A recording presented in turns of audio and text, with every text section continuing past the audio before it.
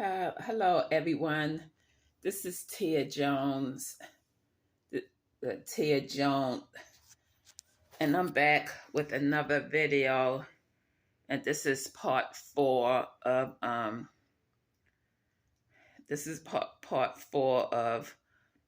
narcissist abuse story.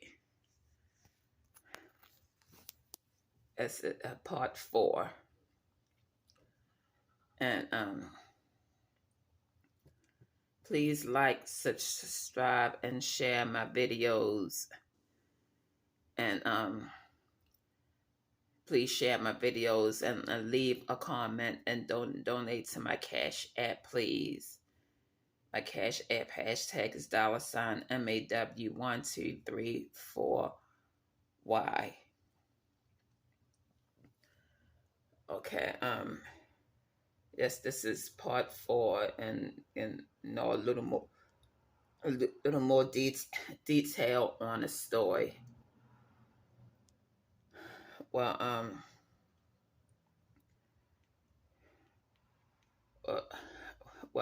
the house.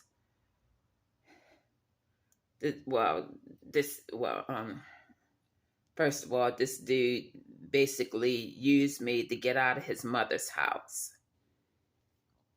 He was living with his mother when I first met him, and he used me to get him out of his mother's house. This took advantage of me, and he used my resources, my government benefits. He used me for that. He actually lied and told me that the house was for me and him, when it wasn't really for me and him. It was really for him and his people, because he made me feel like an outsider. And he also lied and said that his cousins and them were moving in to help us when he moving cousins that were broke, didn't have jobs, and had financial difficulties. Excuse me. So I had to end up paying a bulk of the rent. Most of it, just about all of it.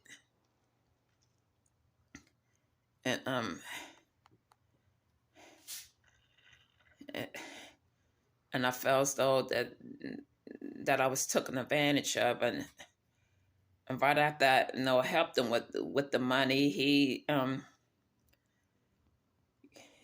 left me out the streets to be homeless, to lay up with another woman, to have her spend a weekend with him in his room. I mean, just selfish beyond words. Very selfish. This dude name is Robert, and goes by the nickname Spoat. And he works for Clean Team through an agency. They wear the blue top and the tan pants.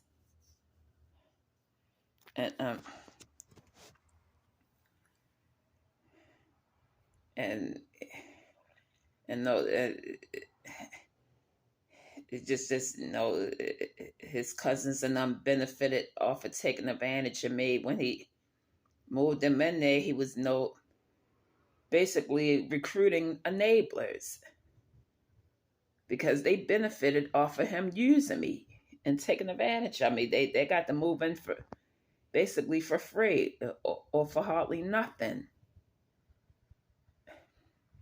And he got the house for very cheap, because at first when I met him, his mother, her husband, and his grandma was standing there, and they moved out and subleased the place. It was supposed to be subleasing the place for us, but of course my name wasn't on the lease, but his was, and he took advantage of that. So it's nothing I could really do about it,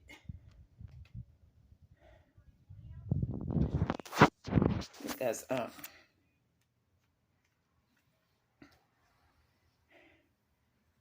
this basically took advantage of me. His uncle came in a month afterwards, after we got the house, and another enabler move in and didn't really have to move in and have to pay anything when he first came there, but I did. And just financially abusing his woman, having his woman cover the rent for them. Well, it all started back in the May of 2022, towards the end of May, when I first met him. When we first met in Walmart, and he approached me. He approached me in the aisle when I was looking at some press-on nails, and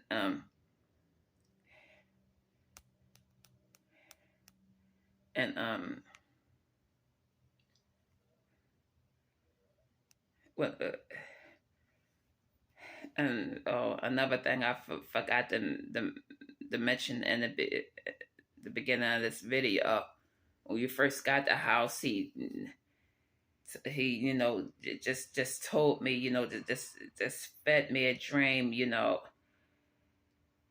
oh, if you help us with this house, you'll always have a place to stay. We'll make sure you eat, and you'll never be homeless. Just lies and manipulation to get what he want. Everything he was telling me was nothing but a pack of lies, because I still ended up homeless anyway. Because he switched up right after I paid the money. The mask came all the way off. I mean, he just came undone, because it's very tiring and difficult for a narcissist to pretend to be something that they're really not, and that's it. And that's exactly what he is.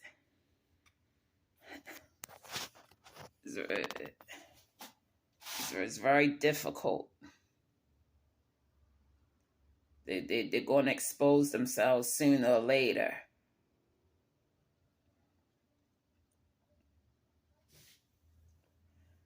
Okay.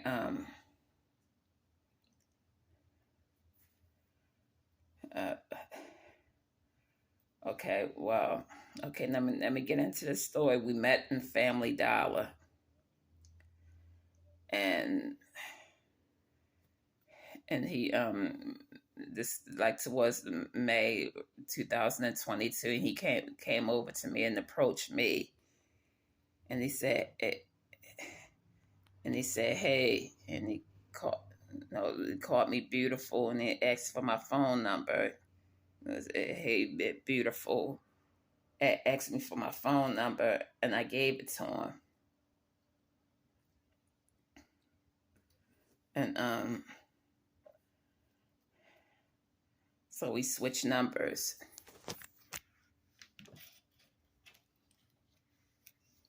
And, excuse me, my head itching. So we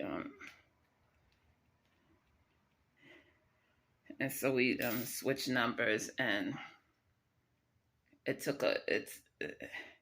first I hesitated to go over there. It took a couple of days for me to finally go over there, but I did.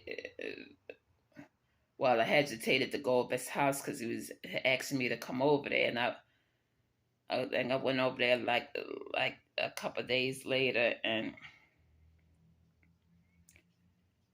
I mean, and he really loved bombed me and laid it on me hard.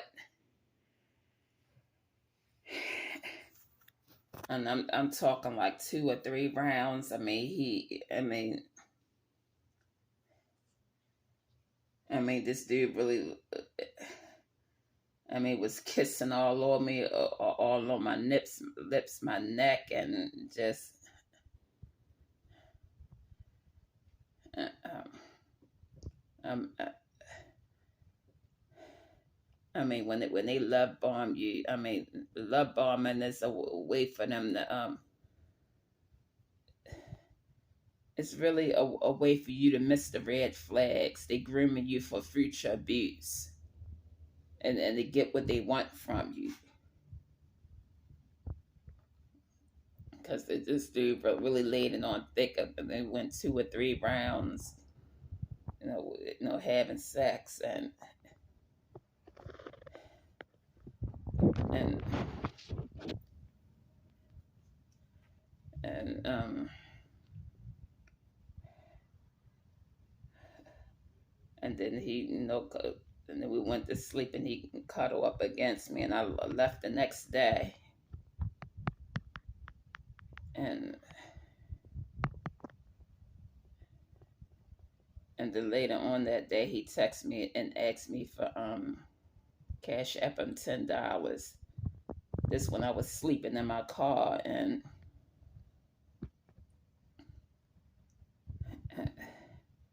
yes, when I first met him, I had a car. If you go to my old account, Ted Jones, camping in my car, you see me driving my car. So I had a car. Contrary of him calling me crazy and retarded and stuff, I guess I drove a car, and he has no license. He drove a bike, and he didn't really like that too cool either. Because when I met him, I had a car and was driving him around. I'm trying to save up for another one now. And it's kind of difficult after being financially abused and left out to be homeless, and have to rent a motel room. So it's going to take a minute for me to save up to get another car. It's going to take some time, but I get one.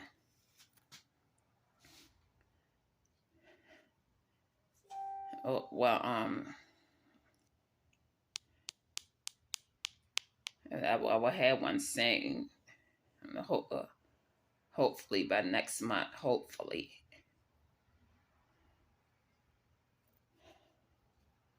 Well, yes, I was sleeping in my car at that time, but he didn't know because I didn't tell him yet. And so he texted me, asked me if I can text him, if I can cash app him $10, and he'd give it back to me the next day. Not the next day. He'd give it back to me when he get paid. So no, as an empath, we have to do more. So I went ahead and cash app him 20. And then he said he said thanks, babe.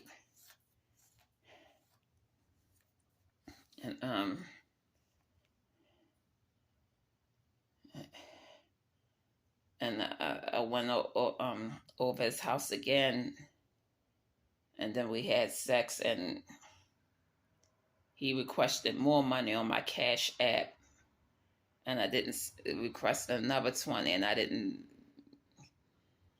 denied it. And when I came over again, he asked me for $10, and I told him I didn't have it now, and he put his head down and looked very depressed.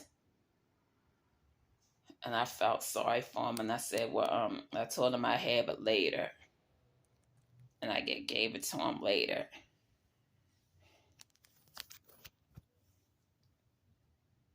And, no, no, as an empath, we we we we kind of connect with the emotions with other people. You know, we it's kind of hard for us not to help people. But we have to be careful who we give our empathy to, because people will take advantage.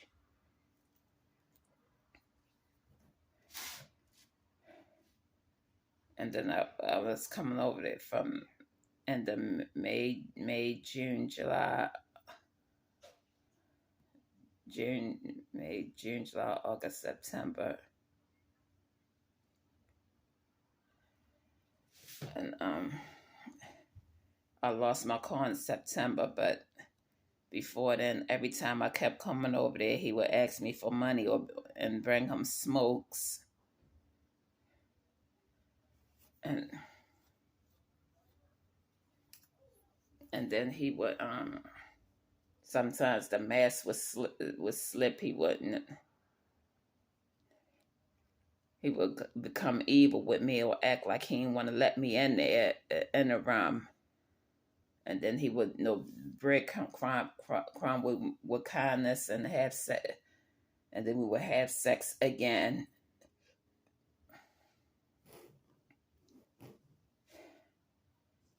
And I kept coming over there every day, and we would have sex, and he would always ask me for money, and I was nice enough to give it to him. I kind of felt sorry for him, and if I had sex with somebody every day, I get so emotionally attached. It's hard to tell them no. I practically start falling in love, and and then my car broke down like in wait a minute, around September. So that's when I had to tell him about it. I was sleeping in my car, and I need a place to sleep, and he took advantage of that, and he upped the price to $25. That's when the abuse started getting worse. Well, I'm gonna stop right here because it's getting late, and I need to sleep because I gotta get an early start tomorrow morning. I have to wash my clothes and start my bending in the morning. So I'm gonna stop right here and do a part 5. So catch you later, YouTube. Don't forget to like, subscribe, and leave a comment, and share my videos. Thank you.